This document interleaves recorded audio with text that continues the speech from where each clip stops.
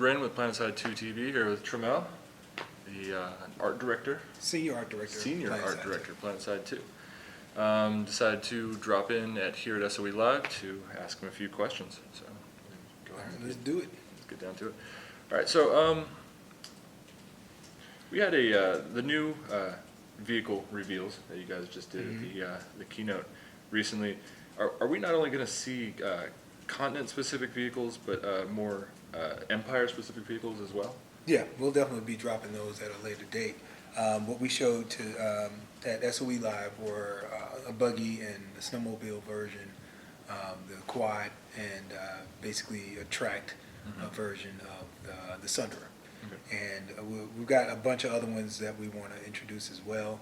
I definitely want to get to the Empire-specific vehicles, the two-man buggies and the three-man buggies and things like that. So those are also coming as well. So hopefully we can get like a two-man fighter there as well. So yeah, it would be pretty sweet. With the new buggies, will we maybe see the return of something like akin to the Thresher? Yeah, definitely something like that. You know, it's up to design to determine like how many people they want to actually put in that, and maybe make a three-man version or a two-man version. But right now, those designs are what we're doing is just trying to get a look and feel for it, and then the designs kind of follow after, and then we mold it and create the vehicles after the fact. Right now, it's just more of an exploration of things that we can do with what we know is already in the game. Great. Kind of touching back on the continent-specific vehicles, you showed ones that had tracks instead of tires. Will those vehicles control better on snowy terrain? That is the idea, is that those things are specific to SMR. Okay, so you could still spawn wheeled vehicles, they just wouldn't control as well. I think those would take the place of the quads in that. Okay, so you wouldn't be able to spawn. No, that would be more just like you know, just the different themes for the different maps. So anytime you spawned a vehicle that had an alternate version for whatever map that was, it would be specific to that. Say, for example, just kind of throwing this out there, there's no talk about that, but on a more of a swampy map, as opposed to I don't know, instead of a mag rider, you've got some kind of swamp buggy. I don't know, just throwing something like that. Okay, cool. So recently, just talking, since all these reveals, kind of had the idea for like a hover flash or something along those lines. And then maybe with like, running lights on them. Do you guys ever see maybe a future of including maybe hover lights or something that resembles like maybe the Tron, Yeah, we've got a lot of customizations like that. When we got horns and spikes and stuff like that. And we also got things like running lights and light bars on the Sundra and stuff like that for customizations. But me personally, I'm not really sure why somebody would buy something would make them more visible, more of a target. But if you want to do it, we're going to give you an option to do that. Right on. Well, it can maybe make it toggleable, like the headlights. So yeah, it'll definitely be something that's something that you can turn on and off. But there'll always be something cosmetic. Right now, we're about to put in gels, which will allow you to put like images on your lights. So if you got a flashlight, you can put two happy faces on it, or Batman symbol. I mean, obviously not Batman, but something akin to that, so that you can personalize your lights. Killer, awesome. So let's see. In that kind of same area, with the introduction of the Player Studio, you guys have talked about, can we see players not only submitting custom skins and decals, but also maybe room for modeling? The modeling probably at a later date. Right now, the skins and the decals are easy for us to get in. If we want to kind of jump on the Player Studio bandwagon faster, then we can start having people making camos and skins and different types of decals and get those in the game sooner rather than later. Or if we want to hold off until like every permutation of things that we want the players to create is final, then it would have to be at a later date. But weapons and things that actually have stats would have to come later, because mainly what we want to do is be able to give you a suite of tools in order for you to create those things. And we want to make sure that when they're creating those items, they're actually creating them so that we can put them in easily. Right now, our shader system is more complex than pretty much any other first-person shooter engine or any other engine that I've worked with in the past. We've got like a number of series of textures that actually get packed into one texture that create basically one draw call. Interesting, okay. But there's a large variety of images that have to be created in order for you to make one piece. And those things have to be documented. We have to give you examples and things like that. So until that process is streamlined enough for us to kind of explain it to the layman so that they can create those things, then like weapons and things that actually have real world stats or things that have to go through the engine, go through the export process in a lengthy fashion, those will come later at a later time. Gotcha. So in that same area again, with the Player Studio, what you guys are going to offer for people to create content, what kind of regulations are you guys going to put on it so that things stay true to the art direction of the game? We hold the rights to approve and or not everything that comes through Player Studio. You won't see things that are goofy. Nobody's going to end up with a Chicken Man suit or a Superman cape or anything stupid like that. Yeah, you're not going to have stuff like that's going to get into the game. Everything that has to go through a certain design qualification. So they have to look like the certain faction if you're making a faction vehicle, or a faction attachment or something like that. Or if when we get to the point where we're making guns, it has to be something that fits within the look and feel of each faction, or be more of a nanite systems weapon that's more of a common pool weapon. Gotcha. So they have to fit within the style, which is going to be difficult for some people on the outside to kind of grasp that. But I think there's a lot of talented people out there, and not everybody is an amateur. You'll have people who actually make video games, other developers that like PlanetSide as well, and they want to make content for us as well. So those will be options available to them. And once we get those guidelines for people, and we start posting those types of things that actually people are submitting and getting passed, and seeing what's in the marketplace that came from Player Studio, people will get a better idea of what the style is like, beyond just looking at what we presented, but what other people are presenting to us and what's actually going up in the Player Studio. So that'll kind of create a bigger realm of exactly. art So style. instead of you just looking at the Beamer and trying to copy the style from that, you can see what this guy did over here as a variation to the Beamer. Very cool. Very cool. So, I mean, that's probably going to be a lot of crazy work too on your guys' side of having to go through all the submissions. Yeah, exactly. That whole process for us is going to be brand new. I mean, we haven't gone through it at all. Right. I think EverQuest is actually going through that process right now. Okay. So you kind of be able to gauge from that at least. Yeah, we'll be able to get some metrics from them, and kind of get some ideas of what to expect, what types of things that they're going through, their processes. That should pave the way for what we need to do. So I'm not really concerned about how much work is going to be on the back end, because ultimately, it's going to be a company effort pushing these things forward.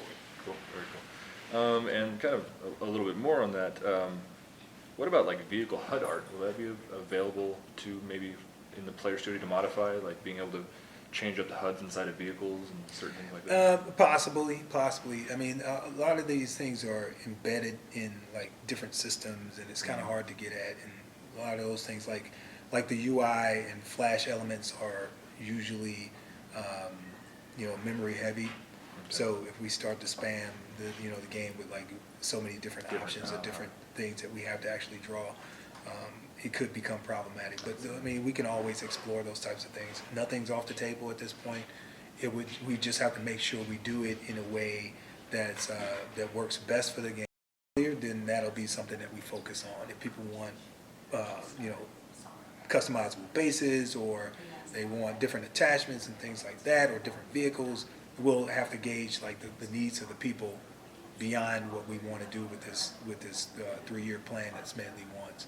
Because we don't want to just kind of force our will on the players. We want the players to feel like they're controlling the destiny of the game by their input and by their ideas, and then we'll address those first. You guys are on a great streak as far as that goes. You guys are doing an amazing job of listening to the community and providing your own feedback, as well as just gaining more feedback from them. So. Yeah, and I mean, I've been looking at some of the tweets, and a lot of people tweet me with, "Oh, well, why did you do this?" And there's a reason for everything that we do, and it's sometimes it's hard to explain in 140 characters, and I don't get to the forums often enough to kind of like write this long soliloquy about what we do, but you got to understand that everything that we do, every decision that we make is based on something that we've done in the past.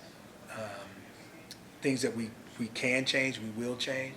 Some things we cannot.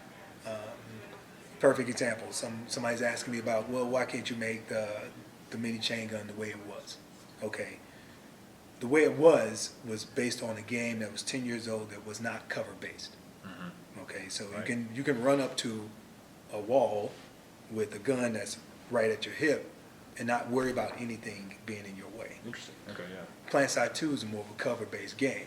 Sure. What happens when you run up to a barrel that's at your waist height and you try to shoot? You shoot right into the barrel. Right. So that's frustrating. So as a guy with a low held weapon, the only way he can shoot somebody is to be out of cover. Okay, try using that same weapon while you're crouched. You hit everything that's basically knee high, which is no fun. Mm-hmm. So the only way you can shoot somebody with that weapon would be to put yourself in harm's way. Right. Every time. You wouldn't be able to shoot out of windows. You wouldn't be able to shoot over rails. You wouldn't be able to do everything that everybody else is able to do, except to be exposing yourself and shooting at people. So that's the main reason why we made the change to the mini chain gun, because we didn't want to limit the usage of it, but we still wanted to give people the same raw power of the mini chain gun. Okay. But that's kind of, that's something that came about because we already did it, Right. not because we didn't want to do it. We already had that gun. We put it in the game, and everybody was like, I can't shoot over anything. It's like, this thing's broke. Like, why would we want to do this? So we made those changes. And people were asking, well, why can't we have the old one back? I'm like, you're not going to like it. Trust me. You're not going to like the fact that you have to run out in the open and shoot it. That just makes no sense to me. So Absolutely. those are types of things that, I'm sorry, we can't help you on that, because I don't want to give you something that we know inherently is broke. Right. Exactly. Yeah, that makes But, sense. there are the other things that we can change. Like, we can change the color of certain assets. We can give you different options to, like, different camo patterns. We can give you different types of decals that are available. Anything that you can suggest that, like, I get stuck in this area, or this flow is not something that works well for capturing this base, or it's hard to get to the top of this building. Like, those types of things, flow issues, changes to the map. We notice that certain people don't go to certain parts of the map. Those are the types of things that we need to change, because they're easy to do and they're inherent in the flow of the game. Whether or not I can shoot a person is important. Mm-hmm. What I shoot them with is not as important as me shooting As you. your ability to Yeah. do so. So we need you to have the ability to shoot somebody, not necessarily have the ability to shoot somebody with style. Right. It's like, it's not really important. Like, I looked good killing you. Right, Like, it's exactly. not. That's not the important part. But we will give you options to do so. But we won't give you those options that put you at a detriment. That you guys know are going to cause Yeah, feedback. yeah, You'll never inherently. hear about it. Like, if you wanted to, I want tusk on my Sunderer. Like, okay, yeah, but we won't make the tusk be, come out of the front of the vehicle and be in your way as you drive. Okay. Because that would be detrimental to you driving the vehicle. No one's going to want it. Yeah, nobody's going to want it. Or they'll get it and they'll be like, oh man, I wasted my certain points on this thing. What a waste. So they'll be totally disappointed. Okay. Now, that all makes sense to me. Let's see here. So, kind of going on a few of the issues, just going to touch on those real quick. There's been some issues raised with the current UI and visuals, such as difficulty seeing colored waypoints on the maps, global map against Empire color and other icons. Teleporter icons being hard to see and locate. You guys looking to work on kind of rounding that out to make it a little we'll bit definitely, easier? we work on those things every week. Every time we patch something, we're actually making changes to those things. The UI is usually behind the curve because they're at the end of the I see. line. We make changes to gameplay, we make changes to capture points and things like that, and then at the back end, they're like, hey, we made these changes, now you guys, we've tested them out, now you guys have to make these alterations. If we incorporated the UI within the development process, like midstream, they would be changing things all the time. So we have to keep them at the end of the production cycle, so that we can prove out the theories that we're trying to test, And then when we get to them, we know that these changes need to be made. So they're always, a couple weeks behind with any change that we need to make. We're constantly trying to work on the first 15 minutes of this game, trying to make sure that it's easy to hop in, it's identifiable to everybody that gets in, whether or not you've played the first one or you've been playing first-person shooters for a week. We want to make sure that that first 15 minutes is easy to achieve. And that can be done with UI. It can be done with gameplay, different gameplay scenarios. It can be done with the mission system, which is part of UI, telling you where you need to go. So the UI is always being worked on. And any suggestions that people can give us about how to make things more identifiable, what things work and what things don't, I mean, put them up on the forums and we're definitely listening. Yeah, and you really encourage that. Yeah. Yep. Kind of more on a personal level now. 1 sec, sorry. As art director, senior art director, what are some of your biggest challenges that you've had to encounter? It's definitely about memory and optimization. There's a lot of things that we want to put in the game, and with those things, that they all come with a price, right? Nothing is free, and we've gotten to the point where we understand that, okay, you've got this certain amount of memory that you have to work within, and then now we're working backwards from that. With the optimizations, we're basically taking the things that we have, removing the things that we don't need, and reworking them so that they look pretty much the same, with the same fidelity, if not higher, but using less memory. Okay. And that's one of our biggest challenges. It was the same way with the original PlanetSide, that we had to make sure that we reused as much as possible. That's why the Player Studio stuff is going to be a little bit more difficult for us, because we're relying on people's ability to take the textures that we give them and reuse them in a way that works for the engine. Oh, right. Okay. So we can't allow people to create their own textures and put them in the game, because the game we're already full up. So we're working backwards now to try to alleviate the stress on the memory needs.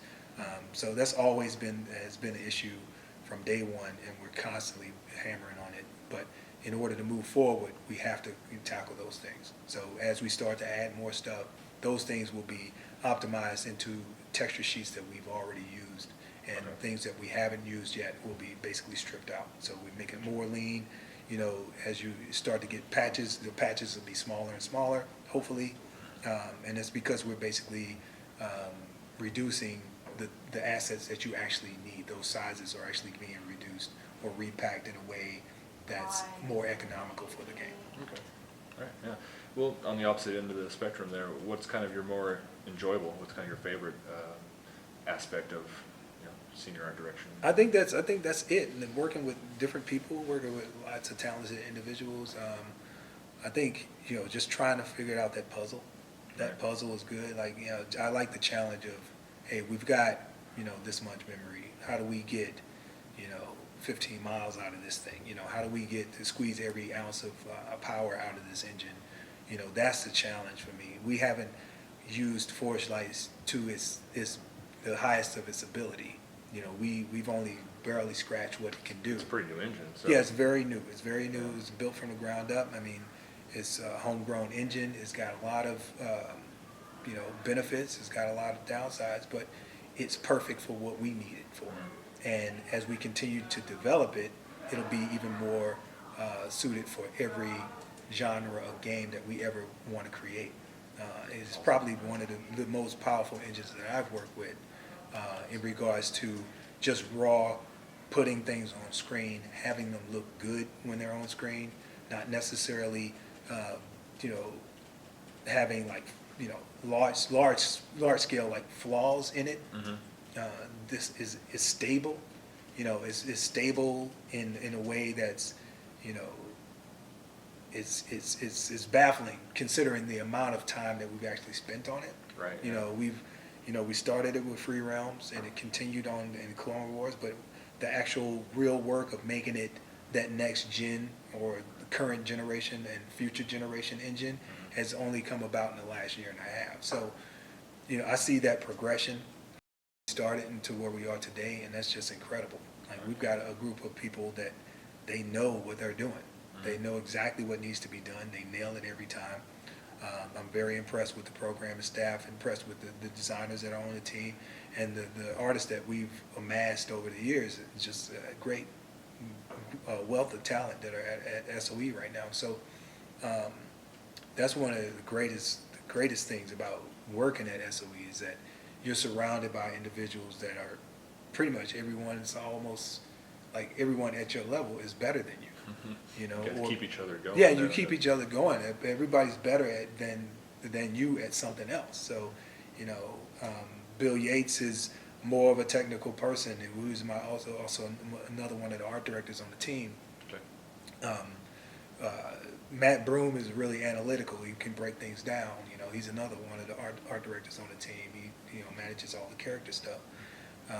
And Chad Lichty, he's just a mastermind of all things animation. So, I mean, we've got like a great group of people that know a large amount of, information that just can be disseminated throughout everybody else. And then once you get that group of people all working for the same common goal, I mean, it's an unstoppable force, and I love it. You know, I don't think I'd be working anywhere else if I had the chance. Awesome. You guys are doing a great job, and we look forward to a lot of the stuff you guys are putting out. So, yeah, I hope so. Appreciate your time. Thanks for meeting with us. We had a great time here at SOE so far. Just a little bit more to go. Thanks for having me. Thanks for coming out. Appreciate it. The tournament's going on right now. Yeah, that's about finishing up. It's about finishing up, and I mean that came off really good. And I think for the first time, I think we did a pretty good job with it. I hope everybody who entered had a good time. Next year, after it's going to be well after launch, hopefully it'll be a lot bigger, and we'll see a lot more people at SOE Live. Yeah, that'd be awesome. Once again, PlanetSide 2 TV. It's been Grinn. Stay tuned.